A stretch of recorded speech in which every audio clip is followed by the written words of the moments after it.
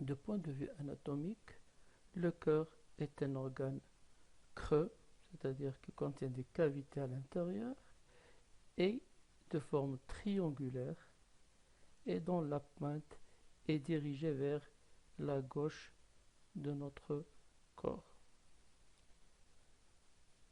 C'est un organe qui est formé à 75% avec un muscle spécial appelé le myocarde. Il est tapissé à l'intérieur par une fine membrane nommée endocarde et protégé à l'extérieur par une autre membrane assez résistante qu'on appelle le péricarde. De point de vue configuration externe, nous remarquons que ce cœur qui est de forme triangulaire possède un certain nombre d'éléments qui apparaissent à l'extérieur, notamment des vaisseaux sanguins, on voit ici en rouge ou en bleu, et puis vous avez des cavités qu'on voit en relief. Alors tout d'abord,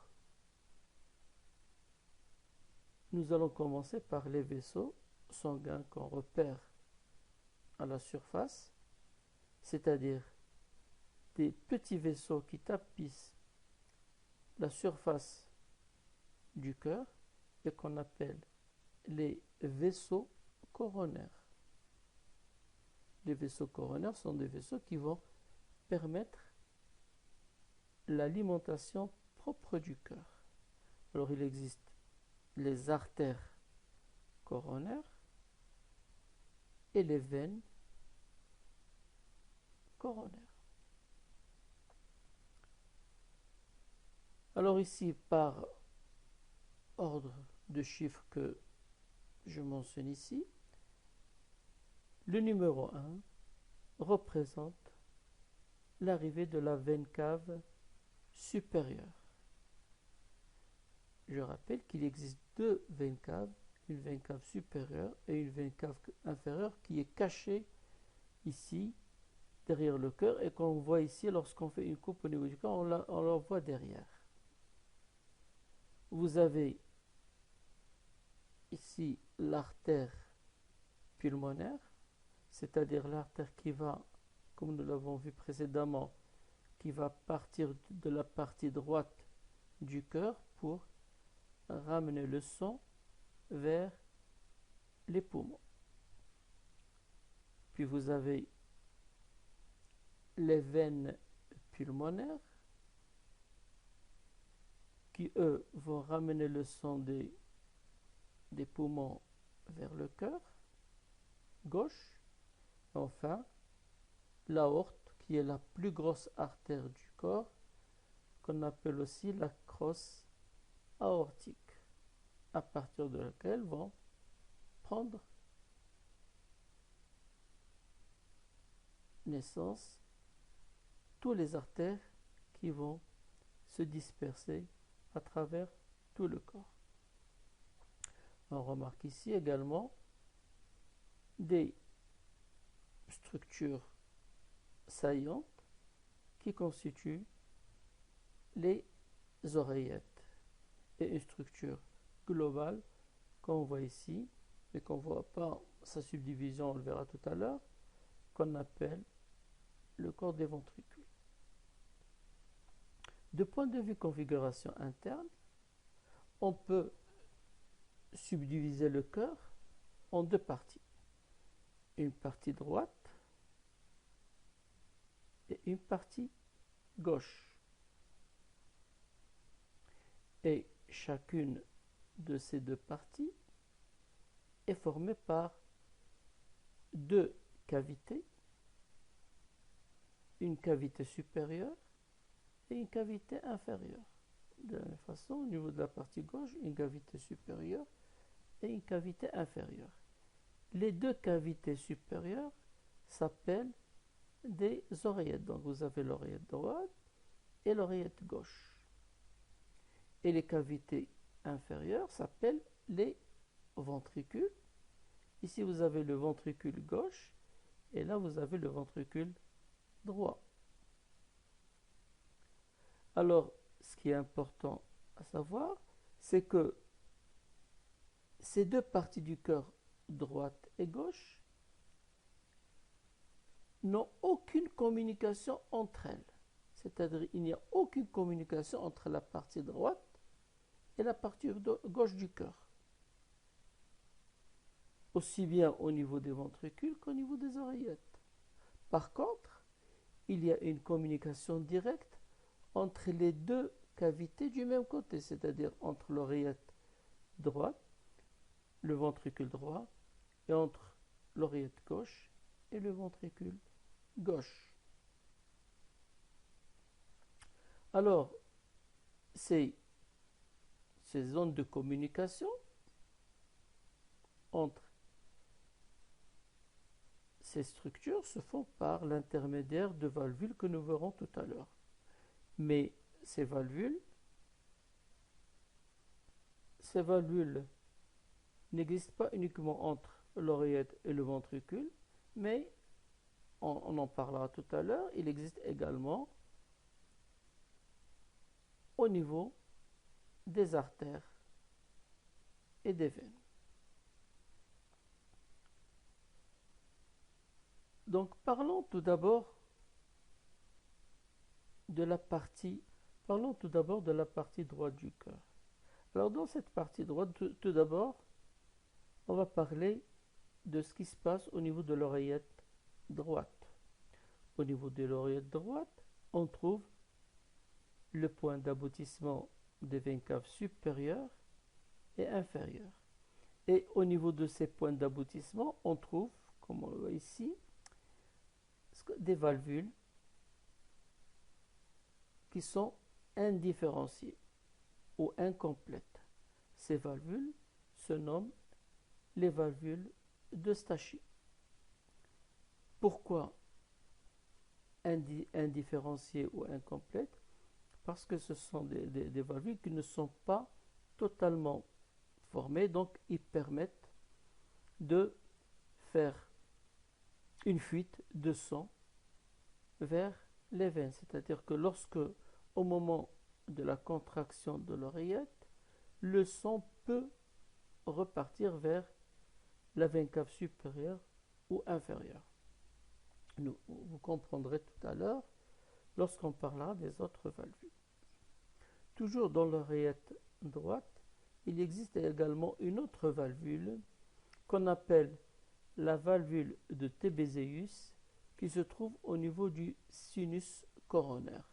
Le sinus coronaire, c'est-à-dire à l'endroit où le vaisseau va sortir des muscles cardiaques et va se jeter dans l'oreillette droite. À ce niveau-là, donc, existe également une valvule qui est aussi incomplète ou mal différenciée, qui s'appelle la valvule de Tébézéus.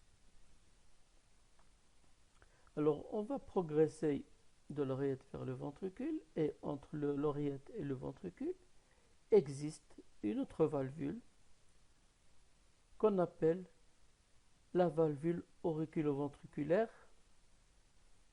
droite, qu'on appelle également la valvule tricuspide.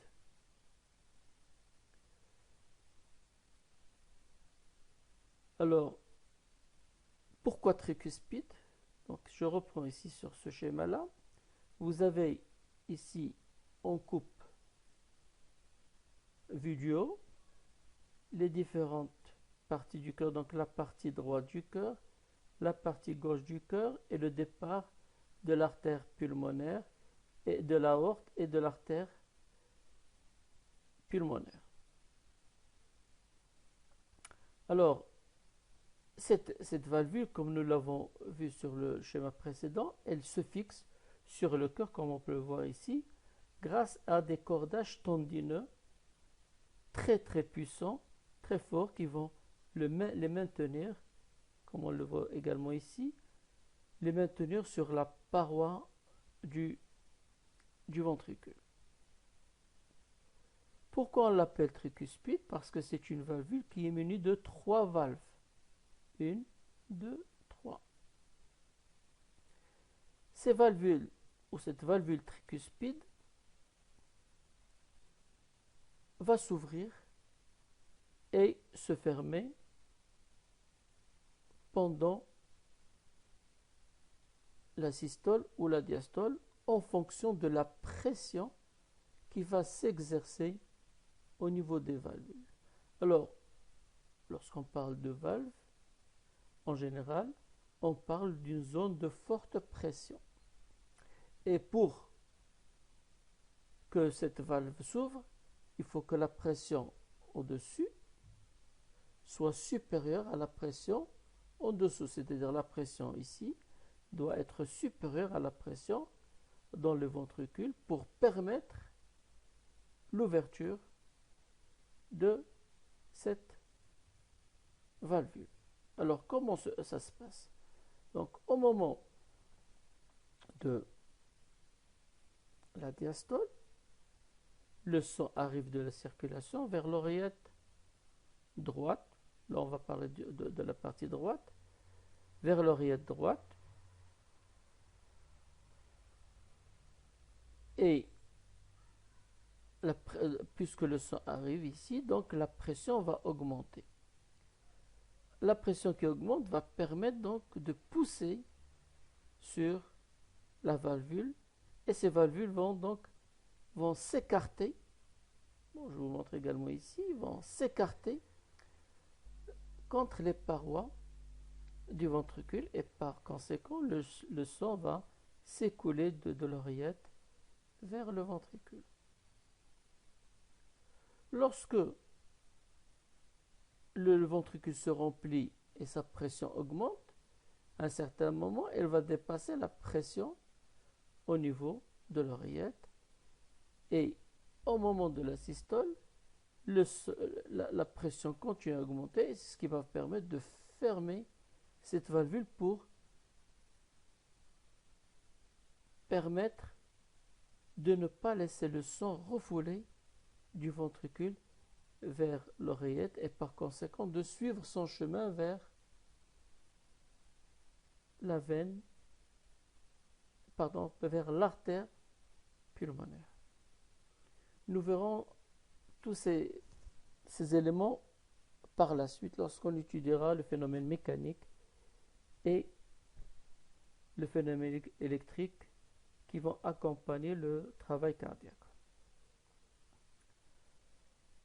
Alors on continue toujours dans notre traversée, donc on est passé de l'oreillette droite vers le ventricule droit à travers la valvule auriculo-ventriculaire ou la valvule tricuspide, et par la suite le sang va quitter le ventricule droit par l'artère pulmonaire vers le poumon. Alors, entre l'artère pulmonaire et le ventricule droit, on trouve également une valvule qu'on appelle la valvule sigmoïde, qui est également une valvule formée de 3 valves.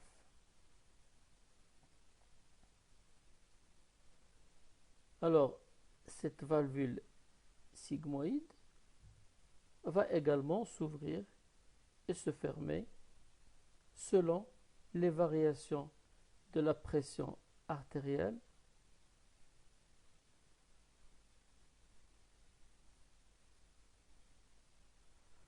en ce qui concerne la valvule sigmoïde. Son mode de fonctionnement est le même que celui de la valvule tricuspide, puisque c'est une valvule également où règne une pression très importante au niveau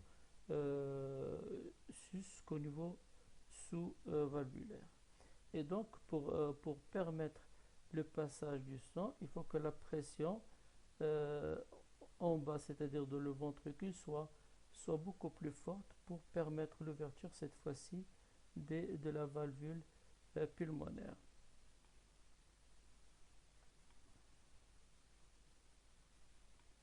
Alors, Je vais vous expliquer rapidement comment fonctionne cette valvule sigmoïde qui est, ou valvule pulmonaire, pardon, c'est la même que la valvule sigmoïde.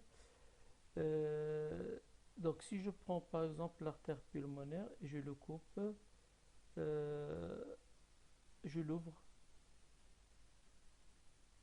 euh, de façon verticale, donc je vais trouver mes trois valvules que je schématise de la façon suivante.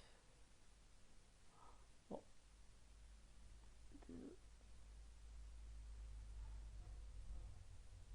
Donc une première valvule,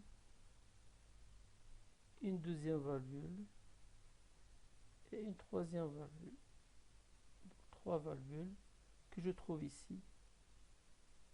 Une, deux et trois. Et ces valvules ont sur leur bord libre des nodules qu'on appelle le nodule d'Arantius.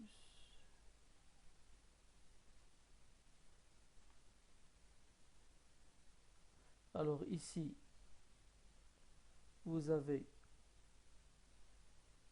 l'artère pulmonaire,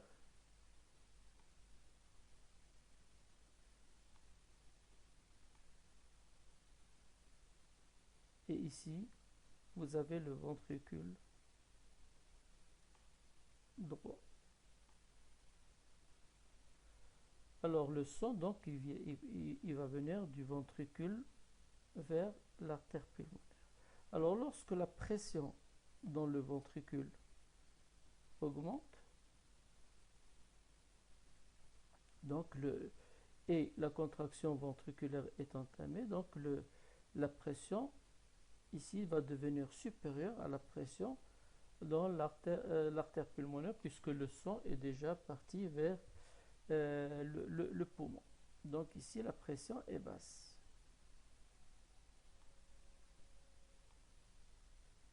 Par conséquent, donc, le sang va pousser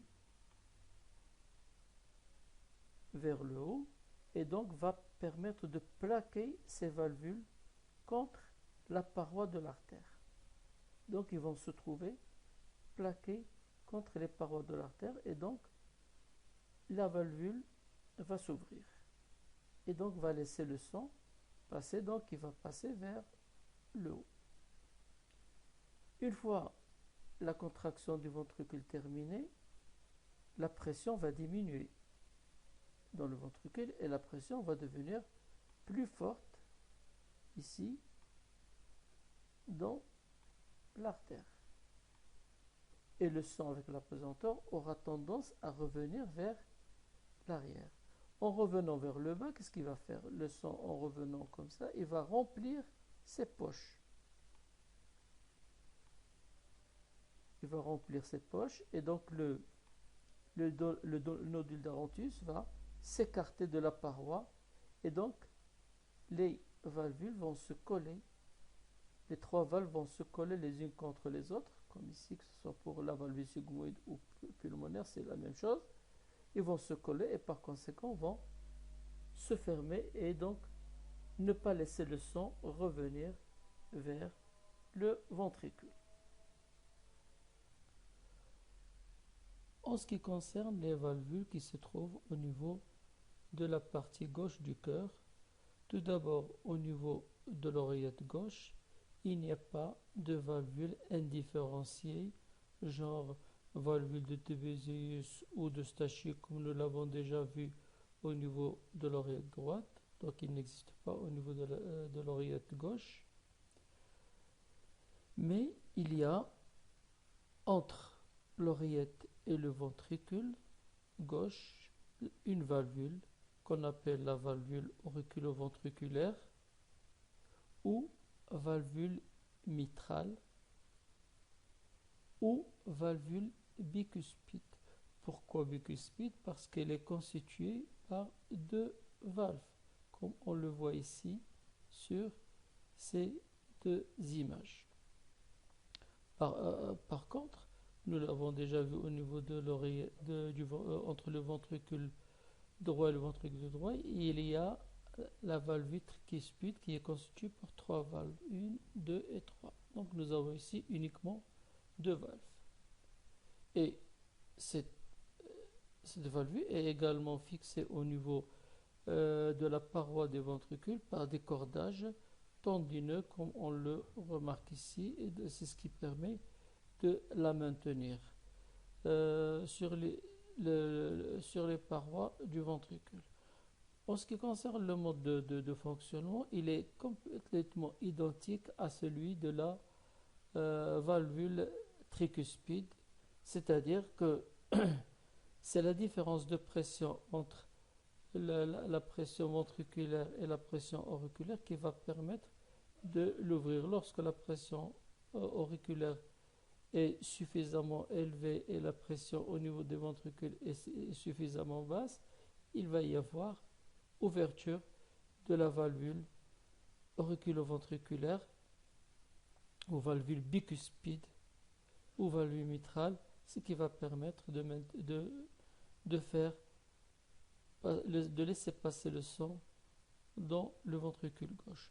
Une fois la pression au niveau du ventricule gauche est élevée et la contraction se prépare, il va y avoir fermeture de la valvule bicuspide ou valvule mitrale.